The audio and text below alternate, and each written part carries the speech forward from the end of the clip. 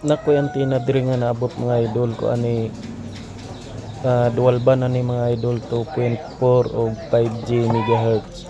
So mao ni mga idol mo ni ako ipuli sa akong antenna dito nga akong gipull out nga piece wifi. Pulihan to nako og antenna mga idol. Pareha ra ni sila porma. Kumpas Pro version 2 na ni idol. So mao niya siya ako ipuli kay para pod nga kusog-kusog ang signal sa atong piece wifi dito.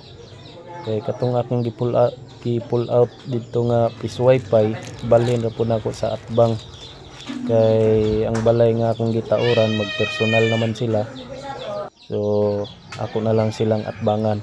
Nanaday ko diri sa akong gibalhinan og piece wifi mga idol kana nga antenna mo na ako ang ilisdan o kaning bag-o na to nga antenna.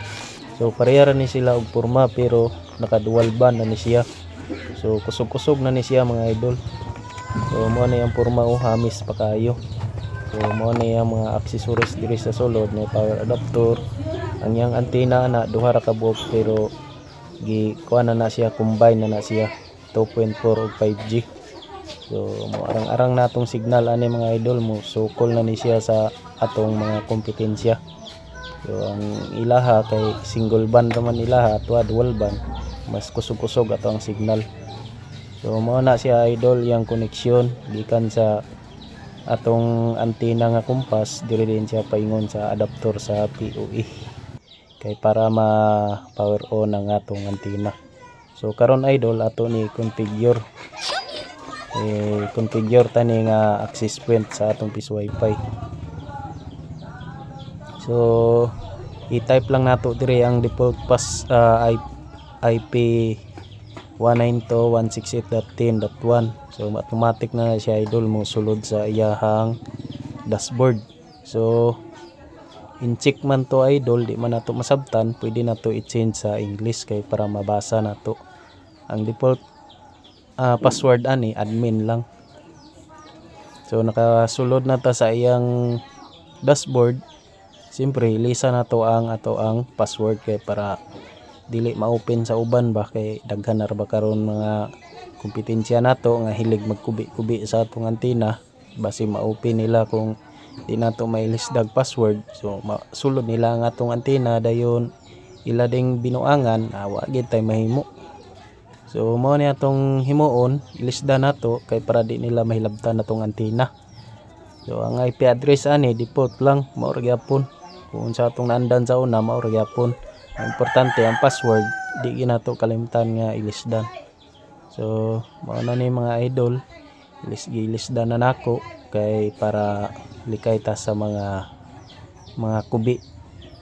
So mao na ni pagkahuman ani adto din ta sa wizard kay ikuan man nato sa access point dire ta sa wizard. At pagkahuman atong pilion o sa dili pa nato ma-open ang access point ato sang kuano ni sa setting niya i-on ra ni nato ang isolate tapos apply lang. Pagkahuman ani adto na din ta sa wizard ato na din tong i-on man ni nato access point i-on nato tong ang EP mode. So hulat-hulatan lang nato mga idol hantod sa mahuman ni siya kay ga kuan pa man ni siya ga reload pa man ni siya.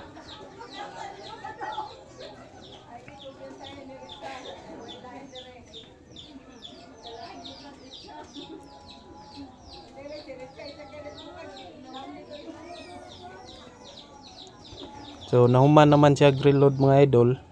Adto ta sa Chrome, pangitao nato ang kumpas.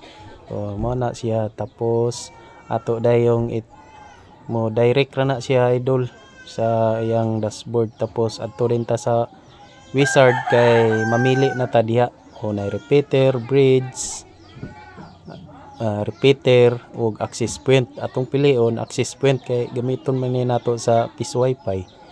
So pagkahuman ana idol ato nang usa ang dual band kay para usa ra siya.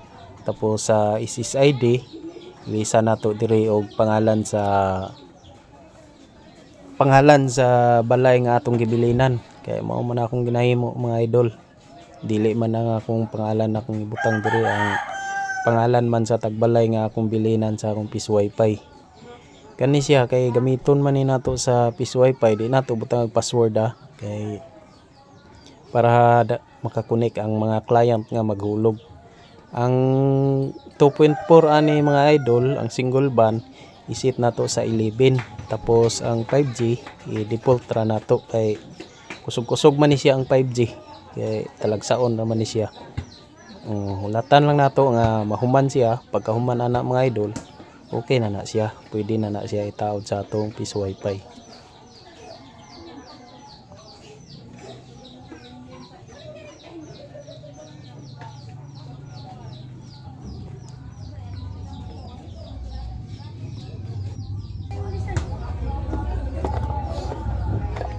Nahuman naman siya og setup mga idol, ato na ni siya itaod sa Peace Wi-Fi. So ato nang ibton kay pulihan nato tong karaan nato nga access point. Kanang karaan ako nga access point mga idol, dugay na kay na mga tuig na nakapin, dako na pong nagkwartana kay sa una ako pa may isa diri sa area, wa pa mo koy kompetensya karon kay nagpersonal naman to akong gitauran. So i-upgrade na nato ang atong antena. Dual band na nato kay para mo sukol na pod.